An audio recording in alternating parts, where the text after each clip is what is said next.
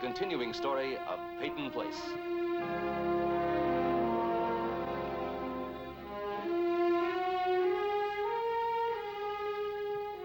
Starring Dorothy Malone as Constance Mackenzie, Ed Nelson as Michael Rossi, Ryan O'Neill as Rodney Harrington, Barbara Parkins as Betty Anderson, Tim O'Connor as Elliot Carson, Christopher Connolly as Norman Harrington, Patricia Morrow as Rita Harrington, James Douglas as Stephen Cord.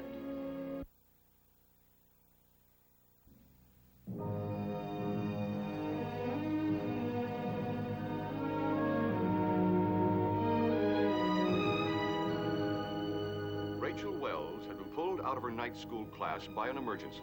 A telephone message telling her that Elliot Carson is waiting for her outside, ready to take her home immediately.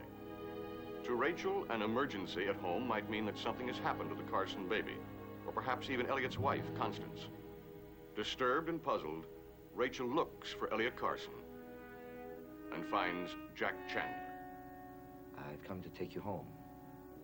You sent that message just to get me out here. We're leaving this town. Together. The police are looking for you. Looking for me in this old truck. Now, you come on. You liked it when I told you about Mexico. It sounded good to you, you said. No.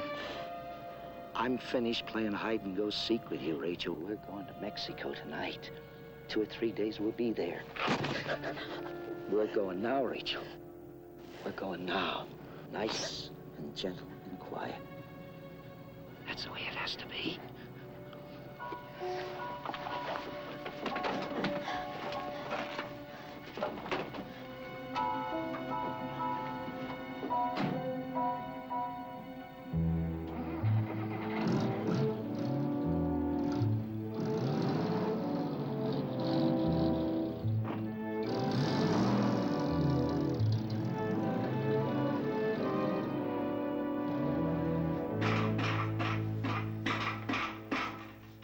Why don't you let me do that? Just because you own this dump doesn't mean you can have all the fun. How's Rita? Oh, dancing up a storm. That's good. I thought maybe that was the reason you were late. No, I had to give my State of the Union address, and the applause lasts a little bit longer than I'd figured. What's new with you? Oh, well, let's see. Mr. Sweeney's brakes still squeak, and price of brake shoes went up about 1.5 cents. You, read any new wills lately? How's that? I said, how's grandfather? The same, I guess. What's that mean? If you want to carry on a conversation with yourself, go right ahead. I got some things I've got to do. Spent a few jolly months with our half-brother, and he told me about grandfather's new will.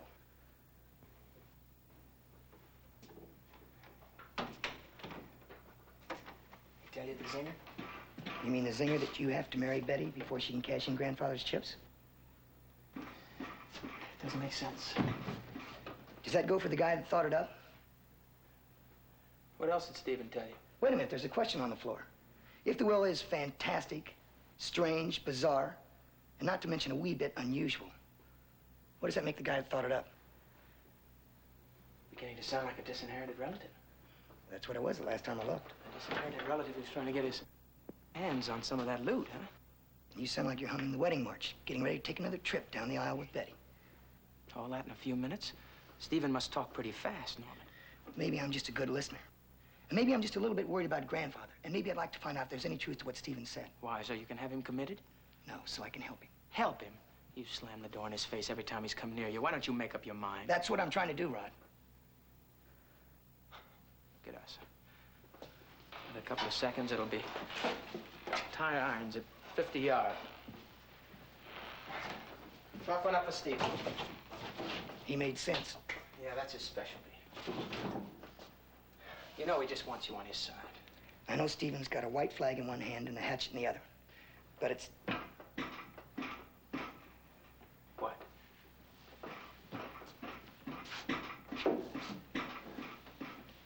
What is it, Noel?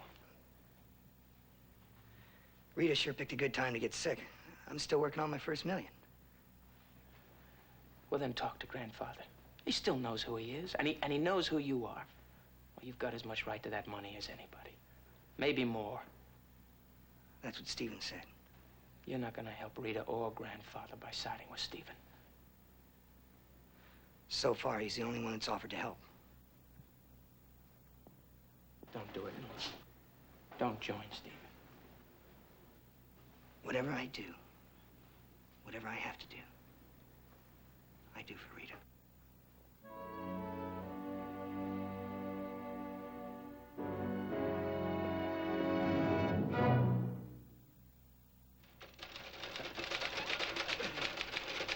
Oh, boy. This ought to frost poor old Wilson. I thought it was just a letter of protest. Well, even a letter of protest should have a little style to it. Sounds like a vaudeville skit to me. Just because Fred Wilson is the principal of the high school, it doesn't mean he hasn't got a sense of humor. Let me see what you've been writing here. Stuffy, pompous, and desperately Victorian. Yes. If anybody said that about me, it wouldn't tickle my funny bone. Well, I'm not saying it about him. No, it's not very far from wrong.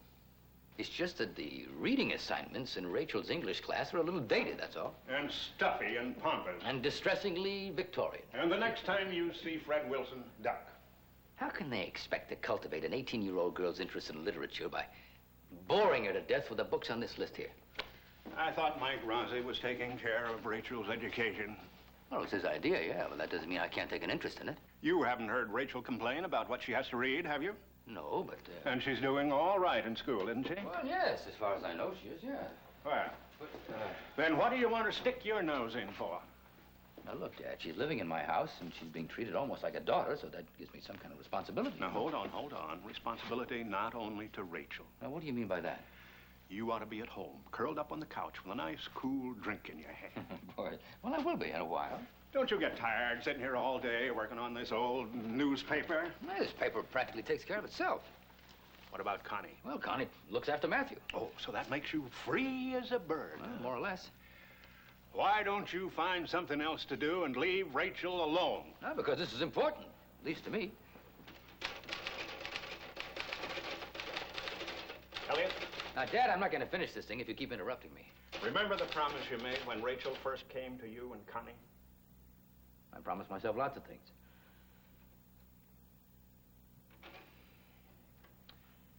Oh, boy, oh, boy, oh, boy. Yes, I remember. I promised not to make the same mistakes I made with Allison. That you wouldn't push her, that you wouldn't be her father every minute of the day. Isn't that what you want to do? Of course, that's what I want to do. This is a...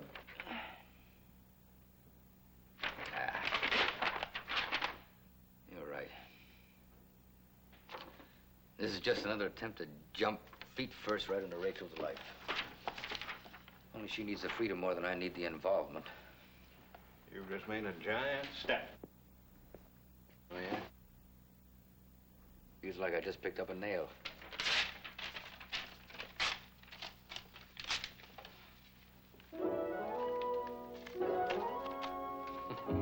Captain.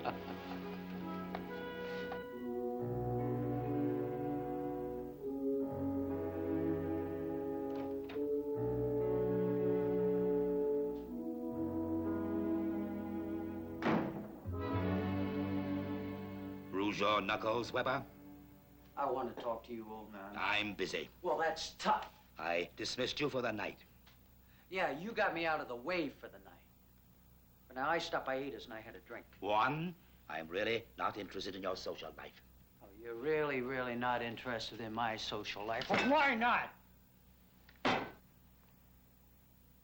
Weber? Oh, don't you Weber me, old man. You made yourself a part of this. Now, Ada told me how Sandy left town just a couple of hours ago. How she took a cab to White River and then how she hopped a plane to California.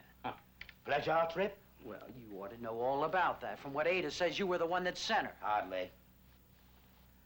Now, look, Sandy stopped by here tonight. She saw you. Oh, did she? Oh, now listen, old man, I want to find out what you did to her and what you said to her. Get out. I'm not going to get out of here until you tell me what happened to my wife. Aren't you a little bit behind the times, Weber? Sandy's no longer your wife. She's filed for divorce. She filed, but it's not finished. It takes a year to get a divorce in this state. Hoping for a miracle, is that it? No, I don't care what you do around here with Rodney and with Betty and with Stephen and all the rest of those clowns. But you keep your sticky fingers out of my life. Now, why should I have anything to do with Sandy? Oh, you know, it doesn't take a genius to figure that one out. I mean, she just wasn't the right girl for Goldilocks. I presume you're referring to Rodney. You bet I'm referring to Rodney. Do you love her? Yeah, I love her. And I almost stole her away from that creep. Then what are you waiting for? Catch the next plane, follow her to California.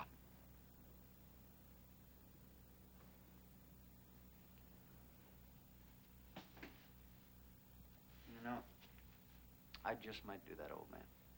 I just might do that. Lee, it would be a mistake.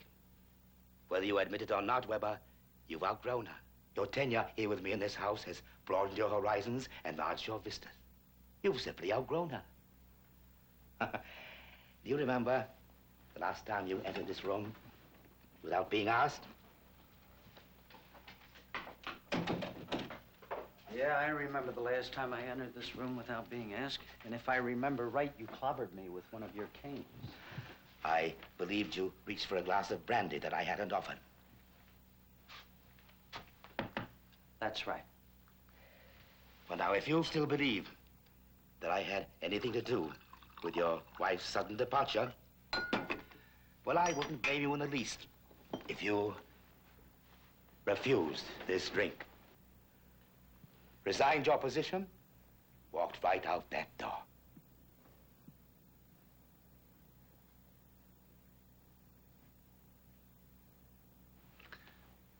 You know, maybe that Ada Jacks gets things all balled up. Huh? I guess all I can say is good luck, goodbye, and good riddance to Sandy. I mean, maybe you're right. Maybe I am too good for her. We mustn't be too harsh. No, I mean, whoever got her off my back, maybe they were doing me a favor. To your continued good sense.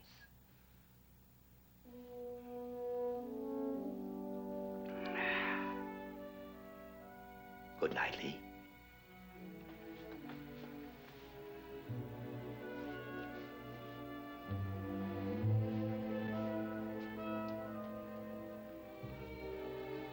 Your cane, sir. Ah, thank you. Good night. Thank you.